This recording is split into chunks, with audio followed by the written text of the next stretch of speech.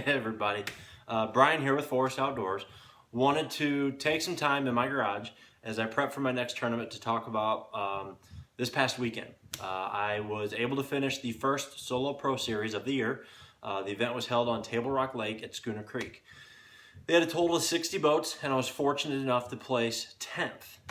And I wanted to break this down for you as a follow-up on my success on Table Rock. So we're going to talk about three things. We're going to talk about my lure of choice, we're going to talk about location that I was fishing, and we're going to talk about presentation.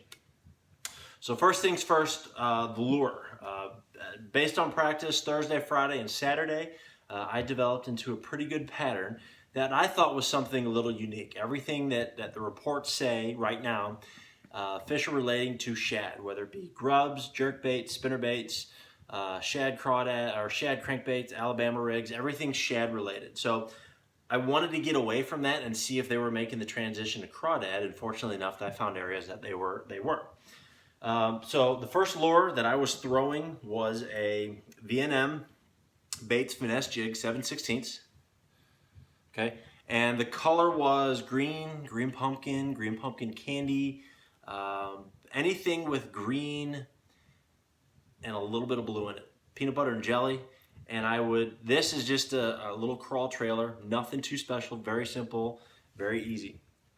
As far as the setup on this, I was using a 6/8 medium heavy Johnny Morris Signature Series rod.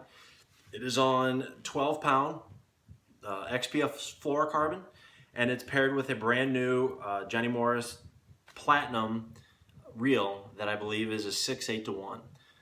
This is something I'd throw in kind of the tougher conditions. It's a lighter setup, lighter rod, lighter lure, and it gives them that finesse-y approach when I'm fishing those areas.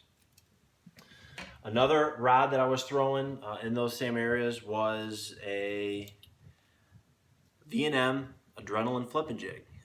Most of the time it's going to be 1/2 ounce for me. Once again, colors, green pumpkin, peanut butter and jelly. And this, I just had a beaver style, very simple trailer. Nothing special to it, okay? And with the setup on this, because it's more of a flipping jig, it's heavier action. For me, I was using the 7/6 medium heavy. I had 17-pound line, and once again, I was throwing this on a new Carbon Light Platinum Series rod that is a 8/3-1, so it allowed me to flip in those areas and really horse them out real quick, especially since I was focusing in and around docks, and a lot of these docks on Table Rock have that cross beam. So the line, the heavier line, the 17-pound, the heavier rod really allowed me to work those tighter areas. Really, this line's really abrasion resistant, so it allowed me to get really rough in with those fish and pull them out very quickly. The last setup that I was using was a V&M 1/2 ounce to 5/8 football jig. And this is paired with just a very simple straight trailer. Like I said, not a whole lot of action. And color, once again, is green pumpkin, watermelon, peanut butter and jelly.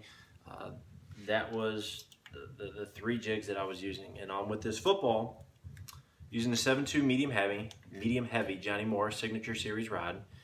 It's paired with 14-pound fluorocarbon XPS and a rod that's a Johnny Morris Carbon Light 2.0 that had a 7/3-1 gear action.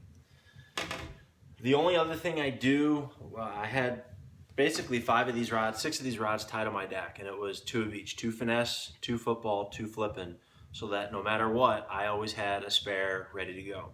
So those were the lures that I had tied on my deck. Let's talk about presentation. Presentation with these lures are going to be 3 different things, and I was doing all 3 in the same area.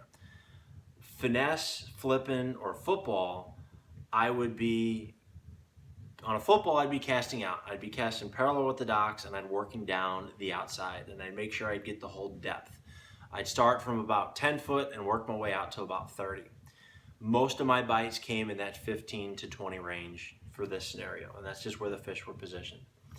As soon as I got done fishing both sides of the docks, I would go in and I'd flip the docks. I'd get in there, work the inside, work the middle, and work the back, whether it be an open slip or a slip with a lift in it or a boat in it, I'd flip it the same way. During the low light or darker cloudy conditions, I'd throw that flipping jig in there, go straight to the bottom, and just really slowly work it. And that's how a lot of times you want to work these jigs. Sometimes you want to hop them, sometimes you want to drag them. With these, a lot of these bites that you see, I am just crawling them over rocks, over pipes, over brush piles. When it got a little sunnier out, I'd go to that finessier jig. These fish weren't really hitting it hard. There would just be all of a sudden a little bit of weight on it, and I'd have to set the hook. So I could go with the heavier football. I could go with the heavier flipping jig when it was cloudy out or darker conditions. But as soon as that light came out and it got kind of bluebird skies at the end of the day that you'll see, I switched over to that finesse jig to try to get those additional bites, to try to get those finicky fish that weren't sure on what was going on to bite that lighter line, that lighter jig. And that was the presentation. The water's very clear. It's about 10 to 15 foot visibility. And I was fishing, you know, in between Kimberling City and Indian Point on northern facing coves.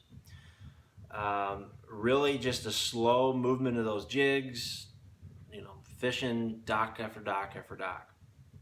And then it plays into location, which is the third thing we want to talk about.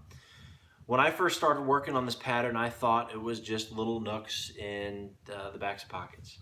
But after further developing it and analyzing it, it turns out that anywhere that there was a dock, or when I say dock, right now with Table Rock, I talk about slips that had 4 or 5 more in the dock.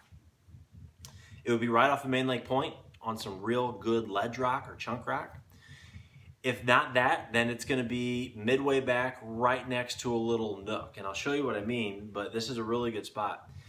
These two docks line up right on midway back into a cove. And behind this dock is a little nook or a notch where these fish have access to 30, 20 foot of water, but very easily they can go right back up into this little nook back here and spawn.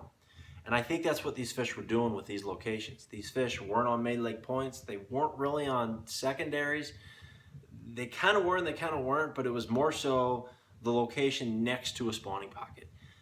If they were in and around a secondary with some good chunk rock or ledge rock that was within casting distance of a spawning cove, that's where these fish were positioned, especially that 5-pounder I lost. That seemed to be a really, really good spot. So these docks that were in and around these nooks had wind blowing on them, blowing in either towards the north, and even if that northern blowing wind, it'd still be protective within that area. So that's why these fish I think liked the position and the location, is because they had a dock that was protecting them so they can go shallow to deep, they can suspend or go all the way down on the bottom. They had the ability to work the ledge if they needed to for bait fish or shad. But then they also have the access to shallow water to start prepping for that spawn. During practice, I caught a lot of smaller fish on jerkbait and even still on jigs. And I really think some of these buck bass are really getting in there and setting up a few beds. Water temperature was 55 on average, so it's getting close. It's not quite there, but this time of year you have some fish that are, you know, early and other fish that are later on. So those are my 3 topics basically that I wanted to talk about you on my 10th place finish at Table Rock Lake. We talked about lure, we talked about presentation, we talked about location. The next event I have is on Lake of the Ozarks in a week and a half. I'm really excited. There's a lot of stuff going on down there, so hopefully this video has helped you, it's educated you. If you have any questions, please comment below.